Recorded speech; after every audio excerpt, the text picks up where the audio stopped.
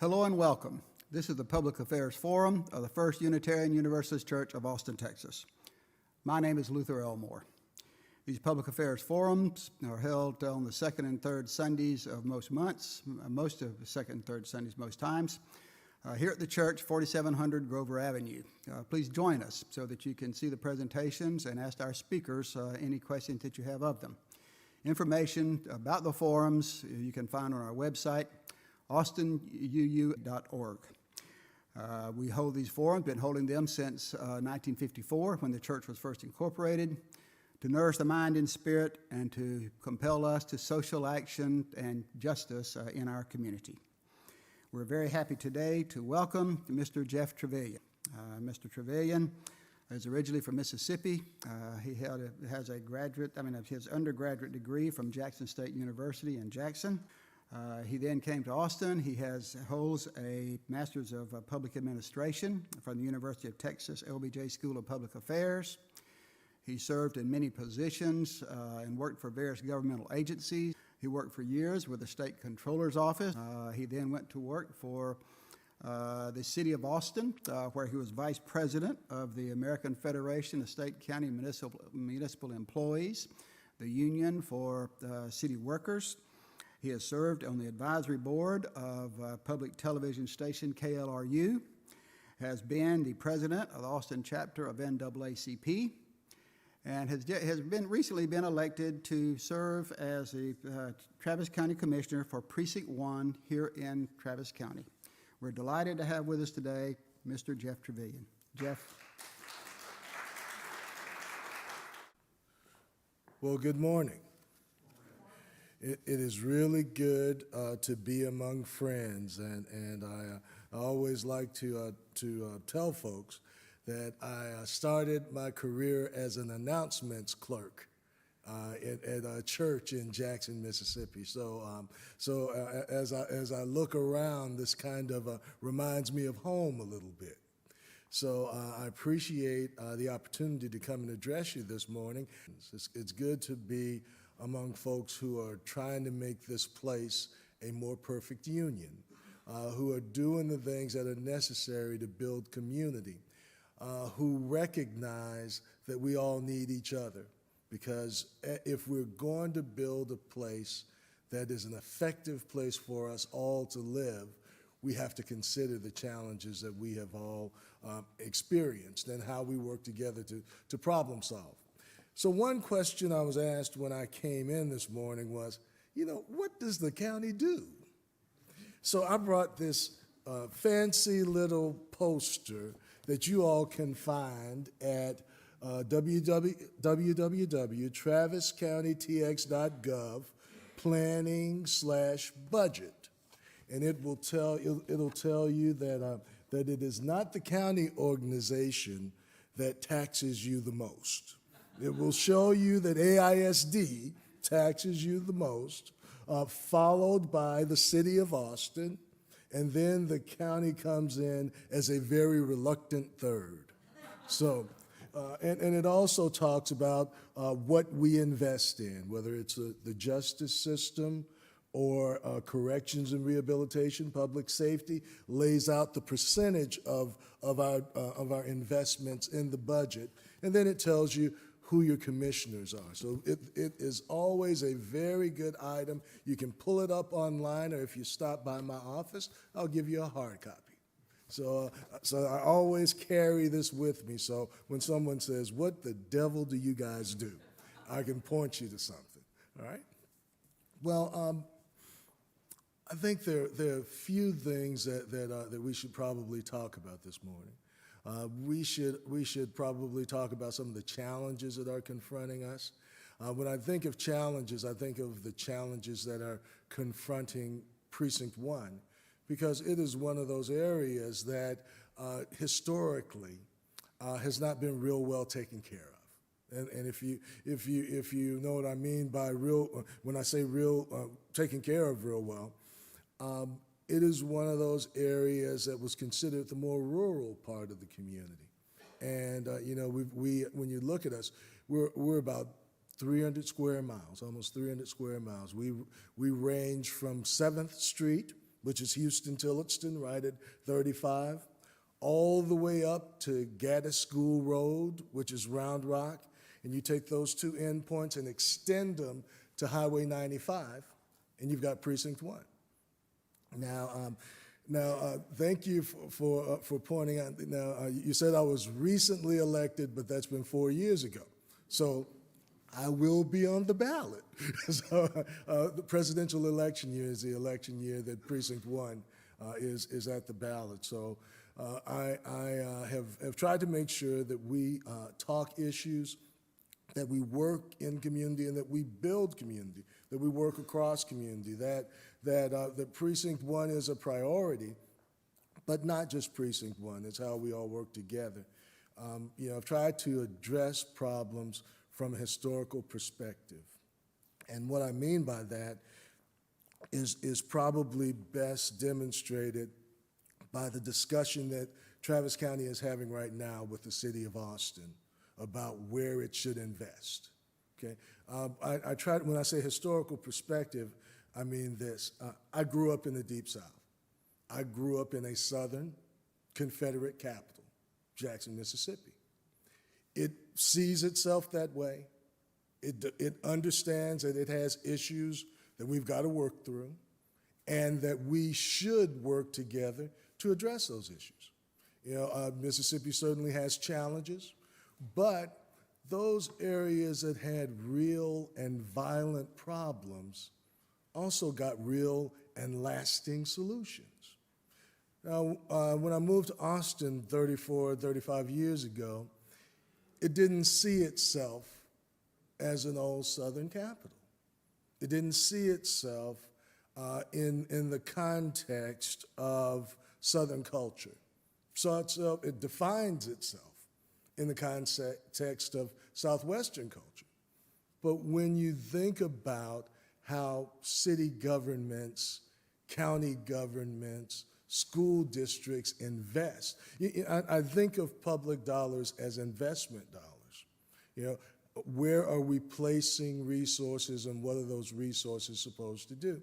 The argument that we're having right now is about, it's really about the hotel taxes. How many people are familiar with hotel taxes? Folks come in from all over the place, and we charge them, a significant amount to stay in the hotels, and those resources go to support usually the infrastructure for more tourism and activity, and just to make things more accommodating. And I would argue across the city and across the region. Well, historically, the dollars that have been taken by the city of Austin have gone to the downtown area. And our discussion, our argument has been, look, a small number of people live downtown. A large number of people live in our outskirts of town. We have displaced people because of affordability. How many of you all have seen, have really followed how much it now costs to live in the city of Austin? The only people that don't complain about the cost of living in Austin are from California. It is amazing to me that when I came here in 1985, ground zero for healthcare disparities was 78702, which is right over there near the baseball field, right over there near David Chapel Church, between Chicon and Airport. And since that time, there was a whole lot of investment in that area. There was SKIP investment. It was supposed to create affordable housing. There was infill investment that was supposed to create affordable housing. But the structures were not put in place to make that affordable housing long-term affordable housing. So you get affordable housing for about 5 to 10 years, and now the community that once lived there has been pushed out of that area. So now the primary places for healthcare disparities are in 78724, which is Colony Park, and 78725, which is Austin's Colony. So we've had a lack of focus on affordable housing, which has led to the displacement of folks into an area where, if you lived in when you lived in 78702, you had a library that was closed, you had a pool that was closed, you had buses that would take you anywhere in the town that you needed to go. Well, now when you go out to 78724, which is the east side of 183, what you see is 4 bus routes. You see no health clinics. So when a person wants to go to the doctor and they need to get on the bus to do so, it might be a 2-hour ride in and a 2-hour ride back. So if you had to get on the bus for 4 hours to go see the doctor, what would you do? Most of the time, folks say, I'm just not going to go. And that's not a good thing. It is our infrastructure, it is where we choose to invest our dollars that, to me, makes all the difference in the world. So we have been arguing with the city that there is a need for investment in the places where their policies, whether they intended it or not, have forced people to go. It is important to make sure that we provide libraries. It is important to make sure that we provide safe places for kids to be. It's important that we make sure that we provide transportation. Because when we don't, and I visit these areas quite a bit. I visit Garcia Middle School a lot. I visit the Maynard Public Schools. I visit the Pflugerville Public Schools. And what my teachers are telling me is, you know, I've got some bright kids, but after 3 o'clock, there's nothing for them to do. So if you give a kid too much free time, and that kid is at home, all of a sudden, rather than being involved in a book club, rather than being involved in the band, rather than being involved in intramural sports, this is a kid that's looking down the street to see whose car isn't home. And now if I make a bad choice, break into somebody's house to get their TV or whatever, now I've got a felony charge. And now, because we didn't make one type of investment, we have to make another type of investment, because we put them in jail, and oftentimes we don't learn the things that are necessary to earn a living. So it's a pay me now or pay me later scenario. I try to get the city to understand that, look, if you are talking about investing $1.5 billion, where do you invest these dollars? Do you invest these dollars in a place that is already overdeveloped, and we can see that by congestion?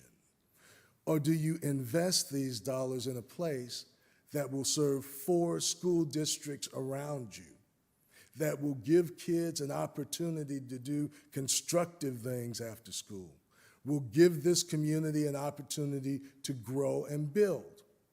Now, what does this say about us historically? Well, another thing that I argued was, look, if you look at our investment patterns, where we invest now is no different than we invested in the 1950s.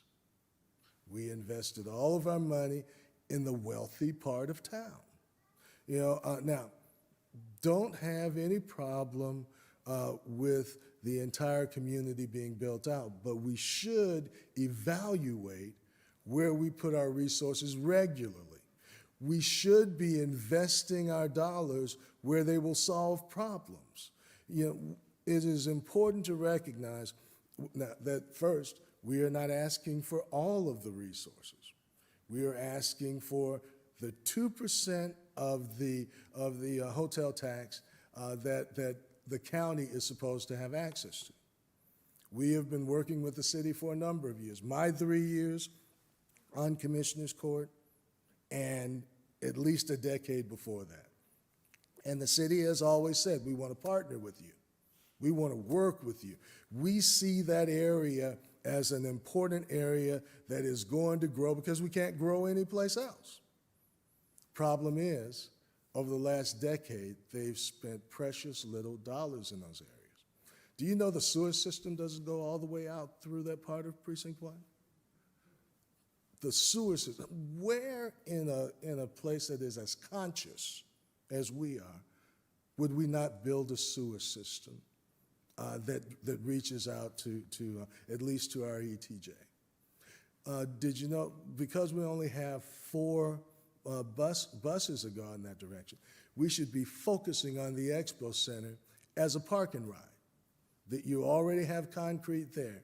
It is a perfect platform to serve the entire eastern sector and get it to work, get it to the grocery store, get it to the necessities. Because what we have to do is make sure that we understand that for some people, the bus is the car.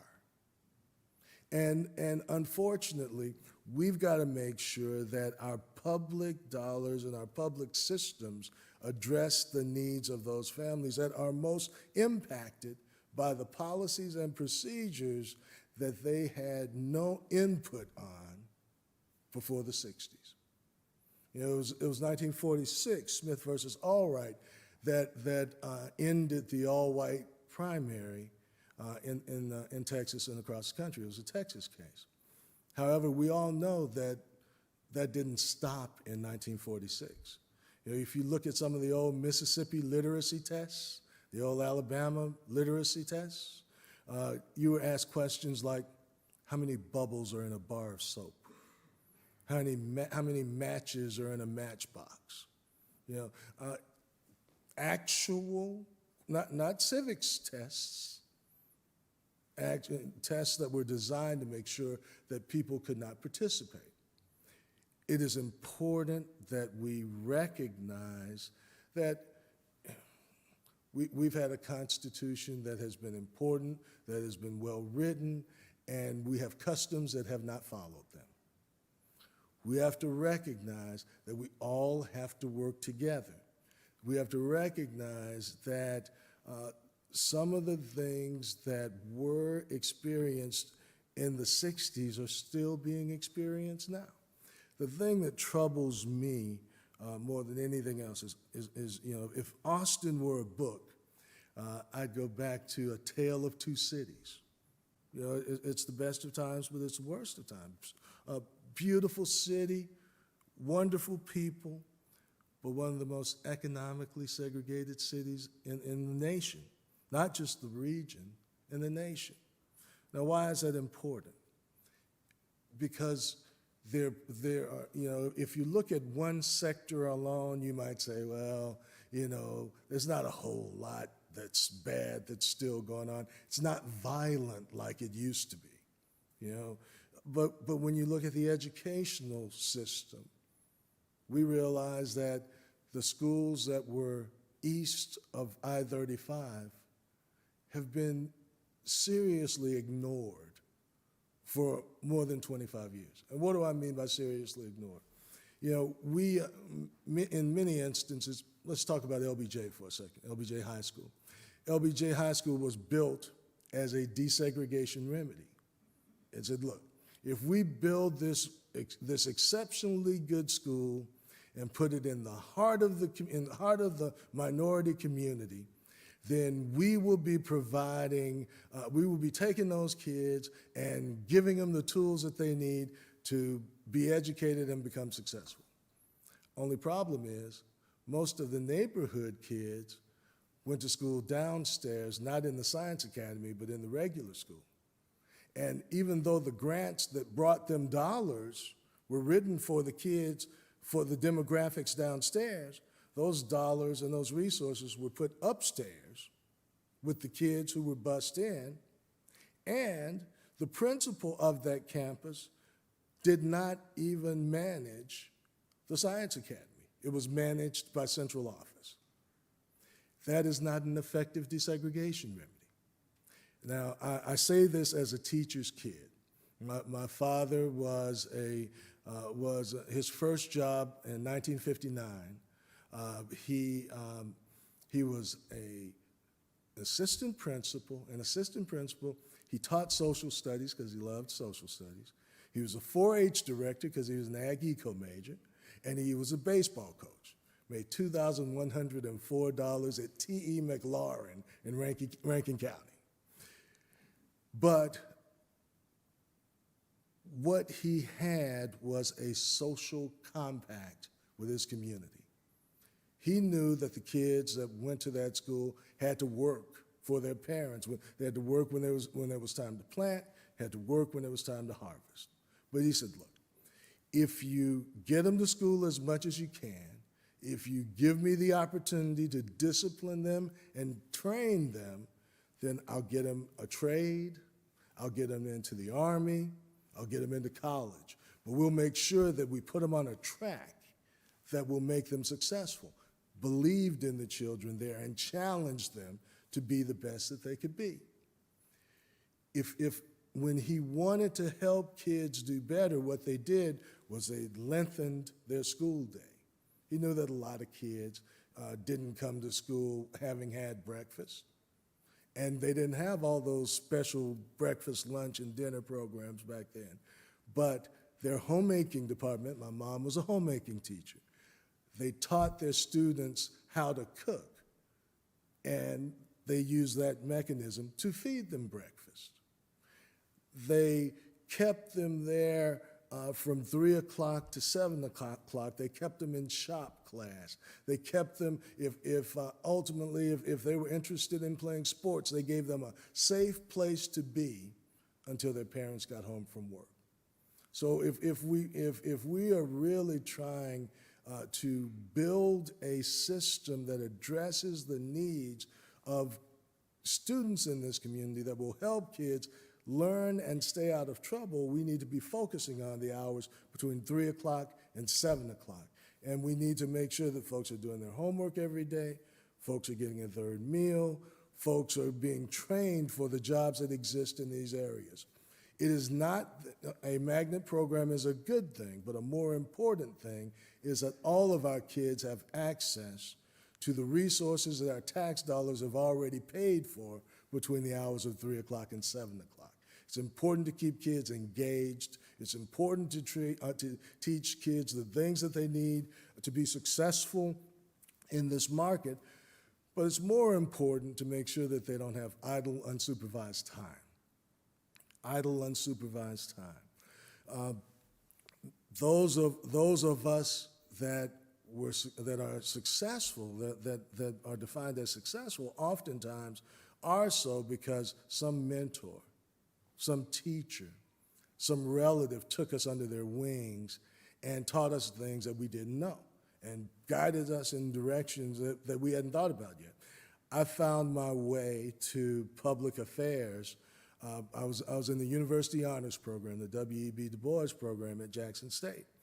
And the whole idea of the program was to take classes under the strongest teachers and really get a look at what opportunities were available. And I had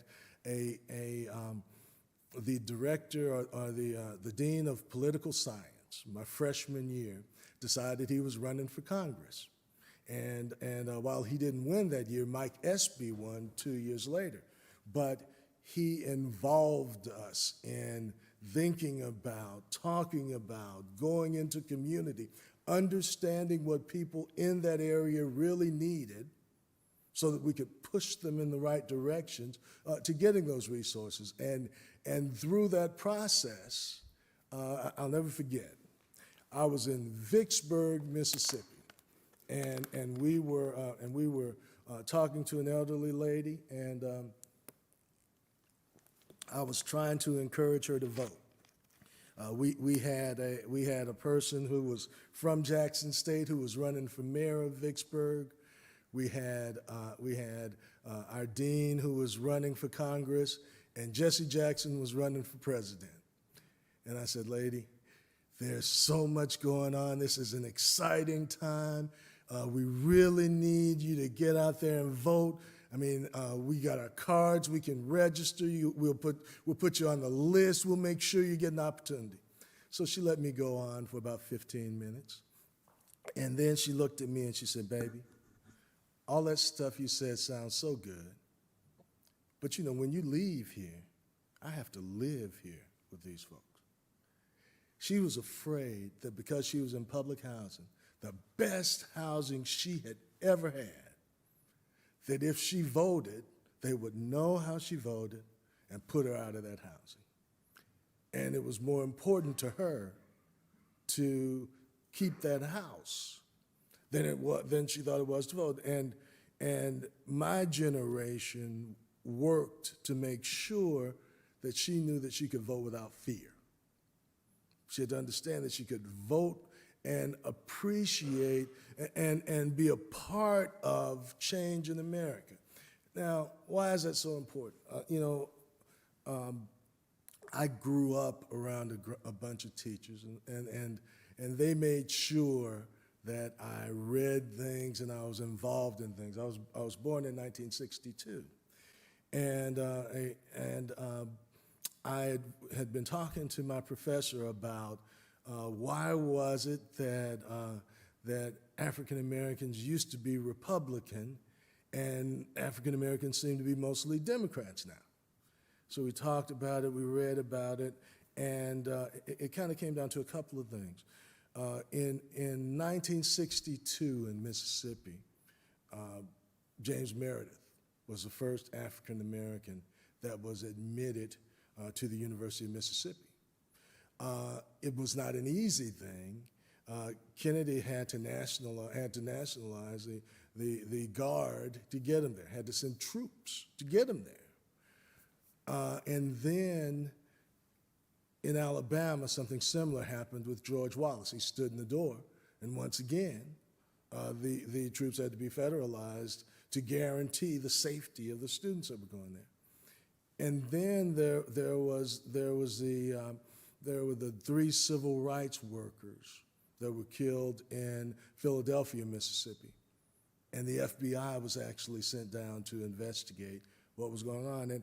And what we concluded was the African American community began to feel that the government would protect it, would engage on their behalf.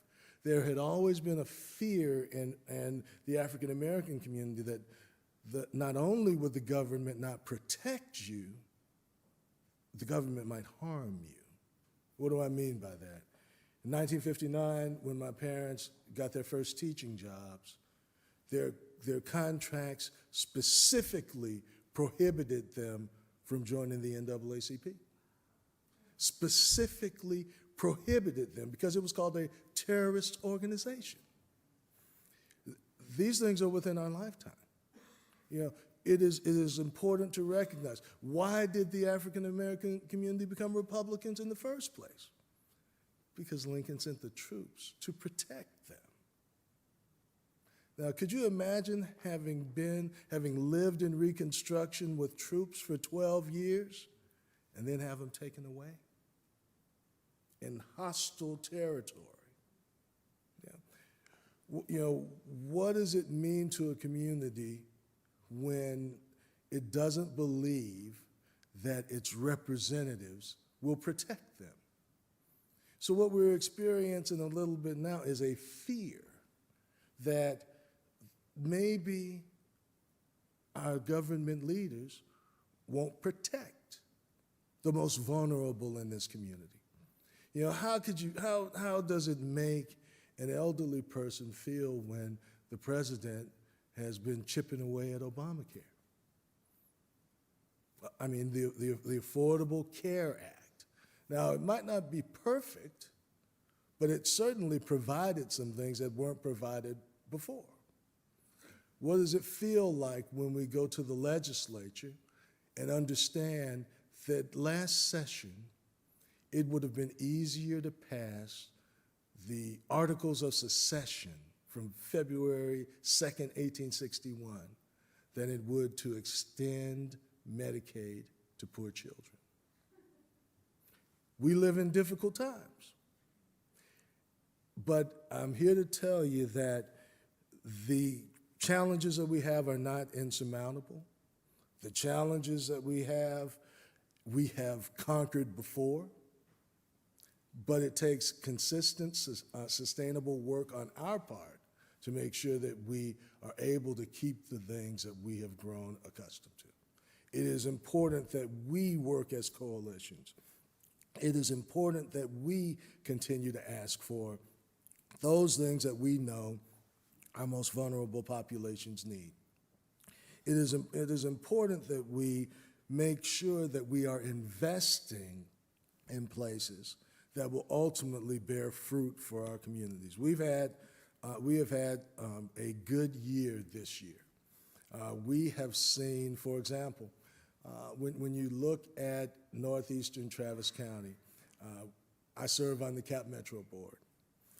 How many of you all are familiar with the discussions about expanding the bus service? Okay. I think that it's going to be an important thing to expand the bus service because as we see our size double every 20 years, and we're on track to double in less than 20 years. You guys, I'm sure you guys are aware of that. But as you see those numbers go up, it's going to be important that we make it easier for people to use public transit to get downtown. It's going to be important to make sure that we avoid the congestion that we see every day because right now we do not suffer from air quality non-attainment, but we are that close. If we don't take steps, and I think that public transportation is an important step that we should take. But what I have, as I serve on that board, what I have told our leadership there is that there has got to be equity. We have got to take care of the entire community. We can't have the best bus system for the University of Texas. We have to have the best bus system for Travis County. And my vote there is predicated on equity. So when we had Cap Remap that took 12 bus stops out of northeastern Travis County, I had to vote against that. But since that time, what we have seen, and we have partnered with and we have invested at the county, we invested, the county did $330,000 to serve the eastern part of the county. But that $330,000 brought down $220,000 from the FTA. We've done things with those resources like transforming the way that Manor, which is a part of our service area, moves around. It used to have the Manor Flyer, 7 buses would leave in the morning at 7 buses would come back in the evening. With our investment there, we now have 4 bus stops, and I understand that the participation in the program has grown tenfold because we're in an area now where people need access to the grocery store, people need to get to work, people need to get to the doctor, and they're now using that system to do so. So there's equity there. How many people have been up to the Walmart at Norwood at 183 and 35? That had one little bus stop on it, and you almost had to sit on a pile of rocks to wait for the buses to come. Okay, now we have 7 bus bays, and now we have 6 routes that come out of there and 2 that leave every 15 minutes. We think that is an investment in a very important part of town because it's very close to the workforce center that we have, that fortunately is in Precinct 1 also. And it sits there right between Lanier and Reagan, right off 35, and it addresses that Cameron-Dessau corridor, addresses Connolly School up. So we have tried to invest in the community. What we want to see is our public entities making sure that the investment that we make serves the greatest number within the community. So we've tried to do that with transit. We've worked with Central Health. Central Health invested almost $3 million in the Eastern Crescent this year. What did we do? We we knew that there were no clinics in the area, so we talked to AISD and we co-located a clinic at Overton School, which has a bus stop that's right there off Loyola Lane. We invested in, we turned a level 3 facility into a level 1 facility at 973 and 71. We created partnerships with Del Valle ISD, Manor ISD. We brought integral care into AISD and Pflugerville as well. If we partner together, if we share our resources and work together, we can get important things done. It is important, what we've tried to get done with the city is to say, we need to work together before the dollars are invested, not after the dollars are invested.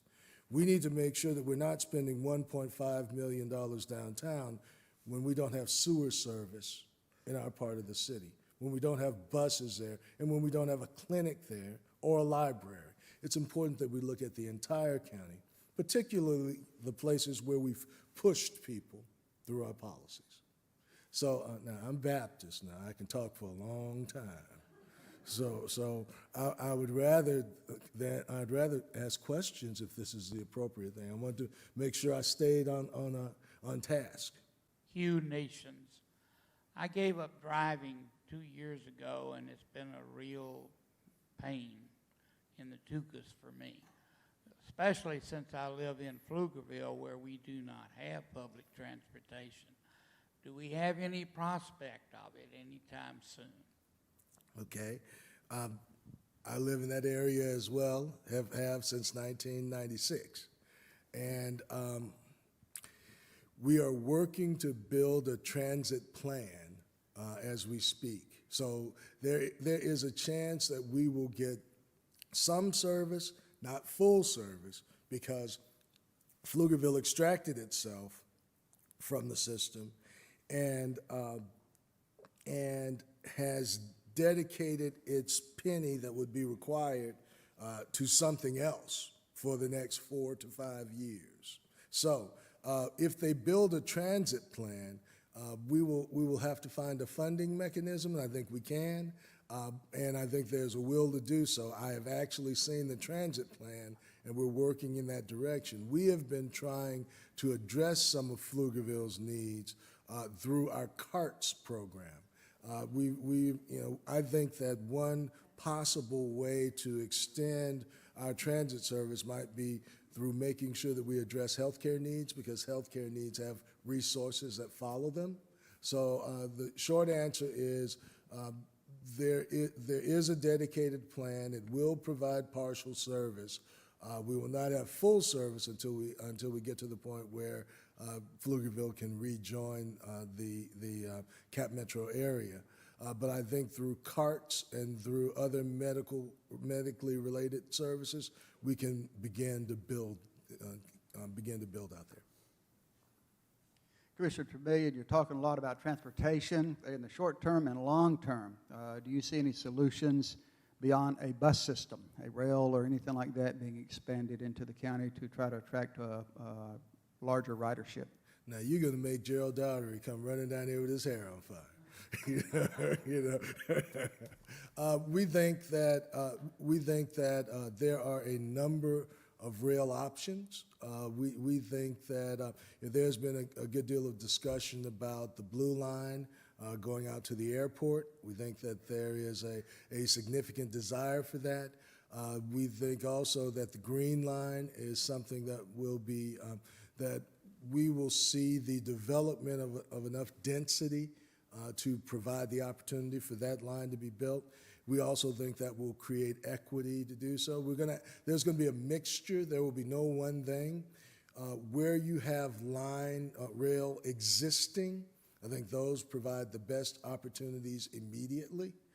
And then in those other places, we will be looking to make sure that we can acquire the right-of-way to create solutions like we've created on MOPAC. And a dedicated lane in some instances. There has been some discussion about building the rudiments of a subway system, but I think we will have to see the final price tag on that, and you will be hearing more about that between now and November, because I think those opportunities will be brought to the voting community. My first comment is that I'm a VDR and I work with Bruce Alfont and his team Yes. to register voters, and I just want to give a shout out for how much they do to preserve our rights as voters in this community. That group works really hard, and we're very proud of them. My question is, on the last ballot, when I sat in my home with my fairly bright husband and my very bright nephew, and we tried to understand the ballot entry about the taxes on the hotels and the convention center, and we spent 2 evenings talking about it and trying to understand what the ballot said. So my question is there's any way that those things could be influenced so that, average mortals could grasp what we're voting on? That would be really helpful. That is a goal of ours. The problem is, the good thing and the bad thing is we've got a very active community.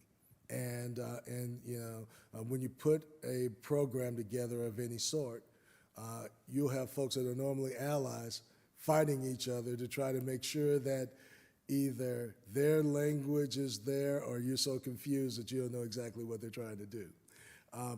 We work with, I would encourage you to look at places like the League of Women Voters, because they do a really good job of laying out what's on the ballot, who is where, where this has been used before. They do a good job of explaining things. We really rely on our media outlets and on our nonprofit community to really go through, dissect, because, at the end of the day, some folks are really in love with their way, and you can tell it with their writing.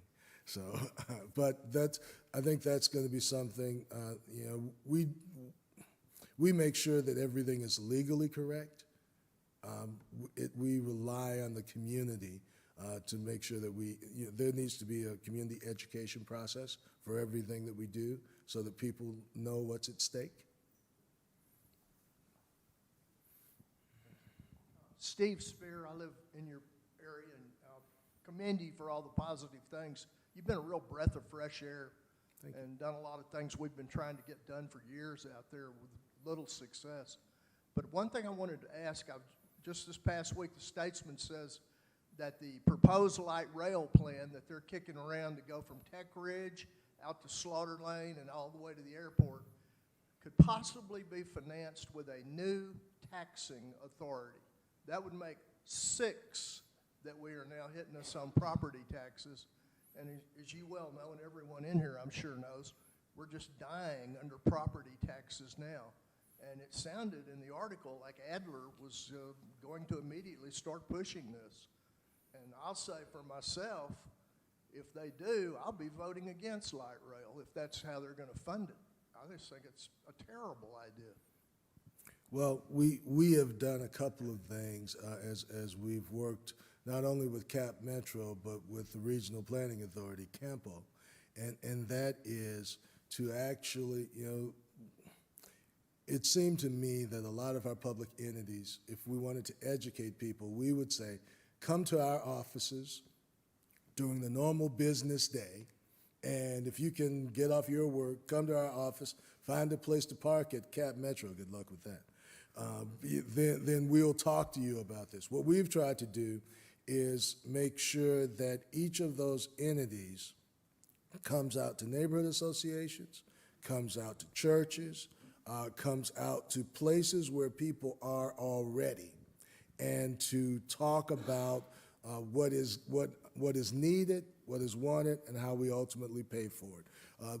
What's going to happen is we've got to come to the community and ask what is important, and what are you willing to pay for, and how do you think we ought to fund it? Those are questions that we have to answer as the public and as taxpayers. At the end of the day, we can put any proposal forward, but if it's not what the community wants, it's going to be struck down. And we've seen that time and time again.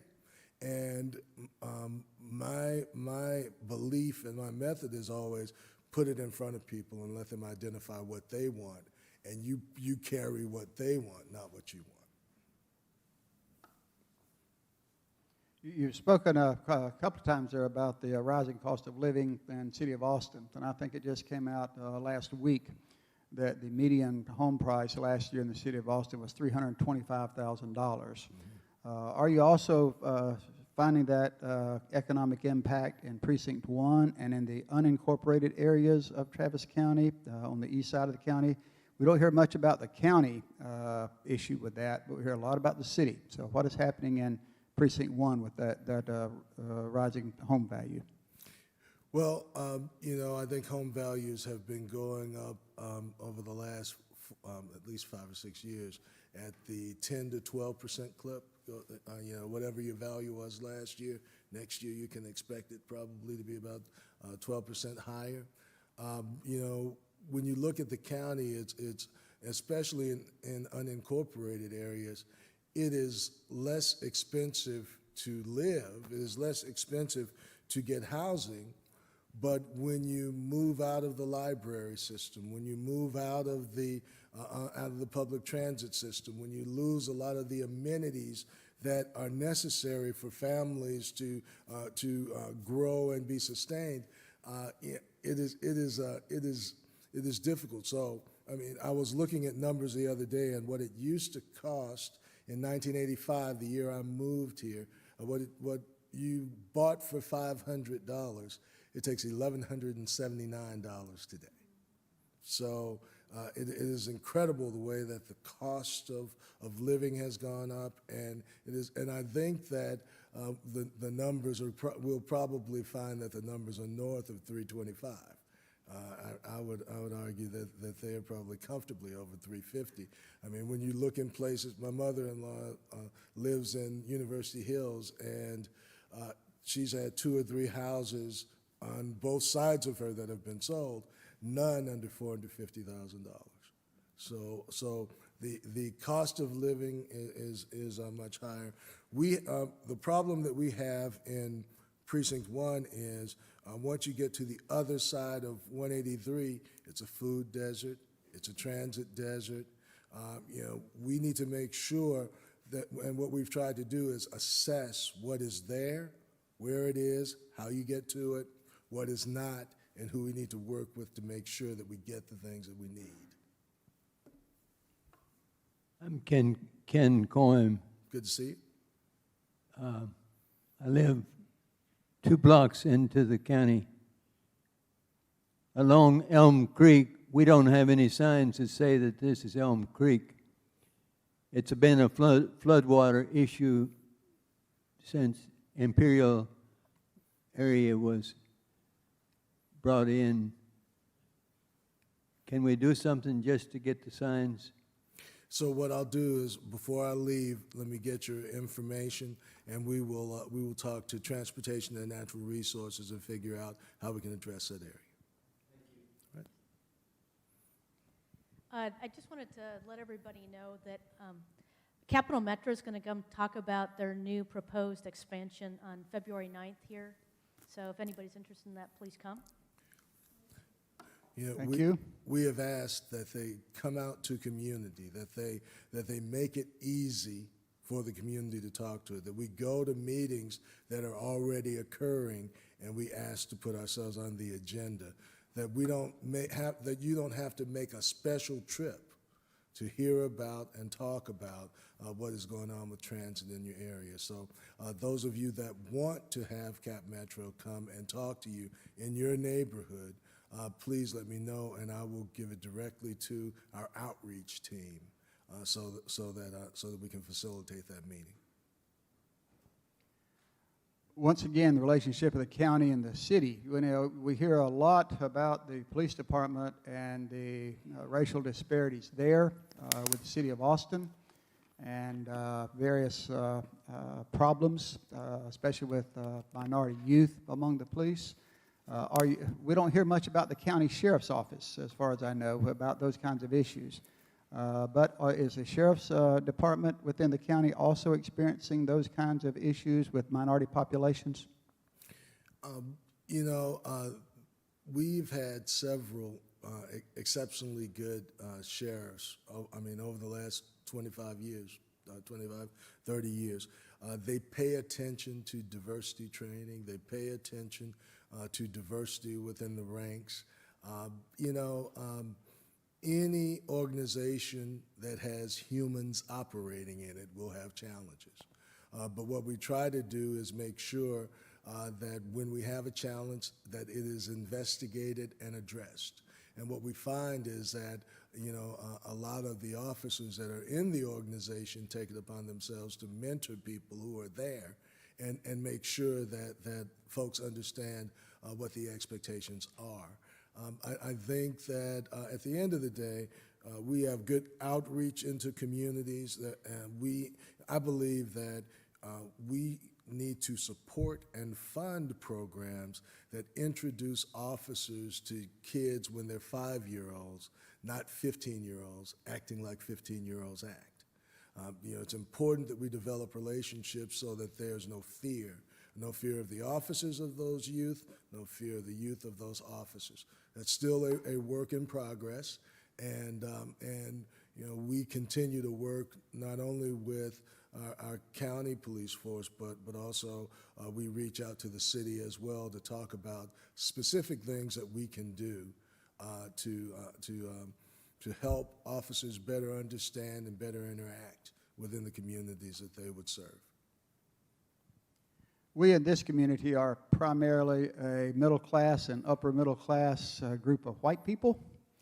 And I think sometimes we kind of live in a cocoon and don't see the problems around us. What can we in this religious community and as individuals do to address the racial issues that continue to divide us? I was NAACP president when Cedar Avenue happened. And that was a Halloween party where some parents called the police department, said that there were some gang members that were at a party, but they had gotten them out of the party and everything was all right, but they wanted the police to drive by periodically just so that they'd know they were there. There was an incident between one of those kids and an officer. Kid hit the officer with a bottle, and the call went out, officer down, and 57 police cars came and roughed up parents, roughed up the kids. It was bad. We worked for a couple of years in putting together religious accountability groups, putting together neighborhoods, working together to help kids. We developed scholarships for the kids in that community. We tried to create opportunities for kids to be a part of the community and to interact with officers outside the context of an emergency. I think that we're going to have to move back to those types of strategies. The religious community working together with governmental entities, with officers' organizations. It is something that if we don't work together, if we don't intentionally pull programs together, then we'll continue to see the types of problems that we've been seeing around the country for the last 2 decades. I'm Larry. The bulk of the homelessness issues that arise that I'm aware of are primarily in the city. Is there any statistics? Because I've seen some homelessness in the county. Is there any statistics regarding homelessness in the county? We think that, we have got information based on the work that has been done through our healthcare network. You do have folks who are intentionally living outside living off the grid, if you will. We have tried to make sure that we provide services and resources, some mobile resources, sometimes taking people to the doctor, to make sure that we have a handle on addressing the healthcare needs. We've also had people like Constable Stacy Suits and a number of constables who have developed relationships in communities, in homeless camps and whatnot. I don't think that we have anywhere near the accurate numbers. I think it is a much greater and more pervasive problem than we give it credit for. I think it's going to be difficult during this census process to make sure that we count everybody, but we are taking some detailed, intentional steps to make sure that we count as many people as we can. We think that the work that's been done by the constables' offices and by our healthcare network will get us the best numbers possible. But we have got to address, not just the homeless needs, but some of the program needs as well.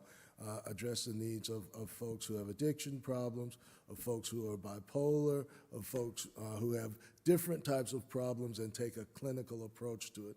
Right now, when you only deal with housing, you will create warehouses. If you deal with programming, you can move people to the right places to make sure they get the services that will help them.